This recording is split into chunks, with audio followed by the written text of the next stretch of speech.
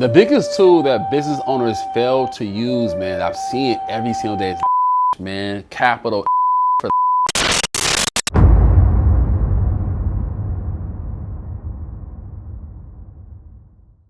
sold out service, and you know we've been working. We serving, we earning. The watches, it's hurting. Big heart, but it started with Chris. Seen a lot when it comes to this biz. Don't serve, don't earn. They gotta shift keys to be a capitalist. leverage is big in business, right? And there's different ways to leverage, right? One, you leverage people, you can leverage resources, you can leverage debt. And so when leveraging people, right, in my business, for example, right, obviously I have a YouTube channel here, you're watching the video as we speak. About a year and a half ago, I knew I had a vision for a channel called Serve to Earn. I said, okay, cool, I gotta get this done. Like, how do I get it done, man? I'm building an insurance agency, I got a wife and kids I'm juggling, man, life, my diet, health, exercise, man. I'm not creative, so I can't do it. I reached out to somebody, did some research, leveraged, went to Instagram as a tool, right? Leveraging IG, went to IG, and I'm looking at, okay, cool, let me find someone, boom, I came across Sharp Eye Productions. And I said, okay, cool, this is the individual who, who's killing it in the industry, doing this thing. He has a skill set I don't possess.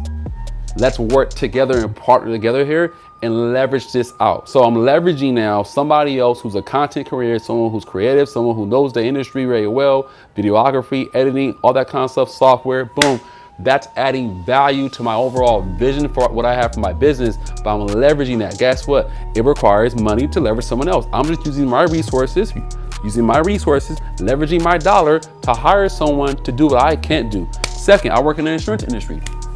I don't have time to stay up to date on the laws of what's happening in that state and this state with licensing and how do you get licensed. If you were to ask me, hey Chris, how does someone get all the paperwork in place to get licensed for your state? I'm gonna tell you, I don't know.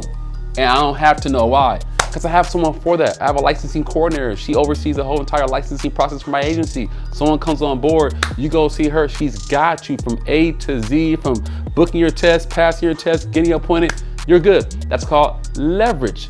Client retention. I have someone for that. It's called leverage. We leverage people in business. But also, one thing that I've noticed also in business is that not only are you leveraging admin and assistants and staff, I work in sales. I worked in different sales organizations over the past 15 years.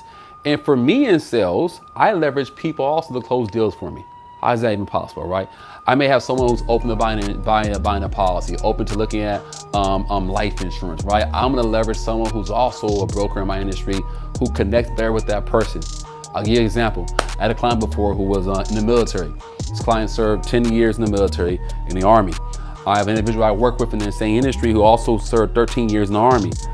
This person sees value in what I do and want to learn more about it. I'm gonna leverage out someone else who connects better with that individual, because if I do that, I stand a better chance of, one, not only closing the deal, but two, I'm leveraging his time to work with him.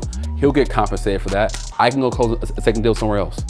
I'm leveraging business and resources to get more things done. And so in business, man, leverage is a big part of accomplishing more, because you can only do so much by yourself. Now, when you're leveraging people to get things done, you gotta be careful not to pick the wrong person, right?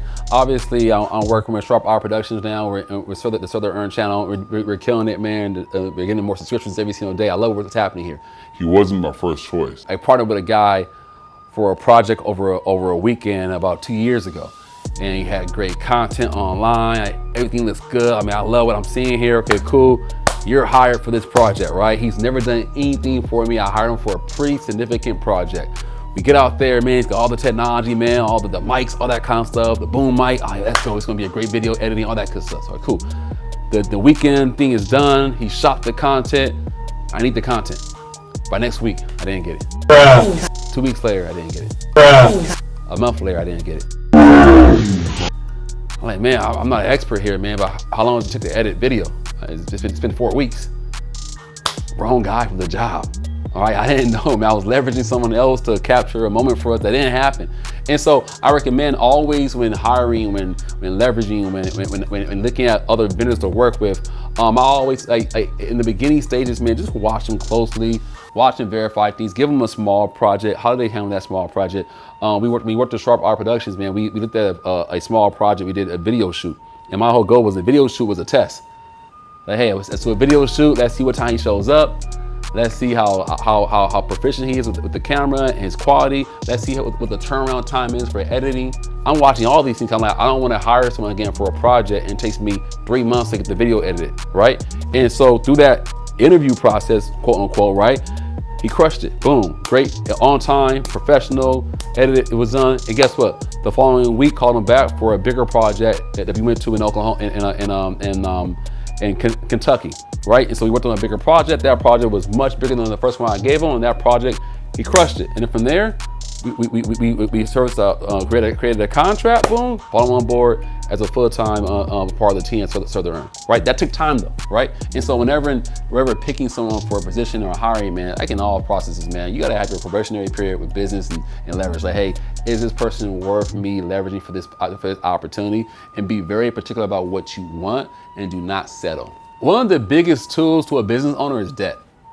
And it was crazy as this, right? I grew up in a household where debt was bad. Like, don't get a credit card. If you get a credit card, keep it in your wallet for emergencies. Only pull it out when you absolutely need it. I'm like, oh, credit cards is the devil, man. Be careful with credit cards. Then you grow up in middle class America. You see Dave Ramsey, Financial Peace, and everyone is in credit card debt. I cut my credit cards in half. Why are you cutting out credit cards, man? These are dangerous tools. These are tools that are given to us. If you're financially responsible, credit cards can be great for you. Debt can be great for you. Debt can help you get more things done. Think about it. Say you're running a business where you've got inventory on hand, right? You're buying shirts, you're buying jeans, clothing, materials, and you don't have the income or revenue from the client yet. You gotta buy the product first, have the cash for the product on hand, and then sell the product, and then wait net 30 days, until the cash is back in your account, and it could be a 60-day period. What if you don't have the cash to take care of that? That's when debt comes into place. Debt says, hey, let me use somebody else's money to acquire this material, to sell the material, to make a profit, pay off the debt, boom, bank the rest of the cash, right? And so for me, I've learned to leverage debt, to leverage credit to my advantage, man.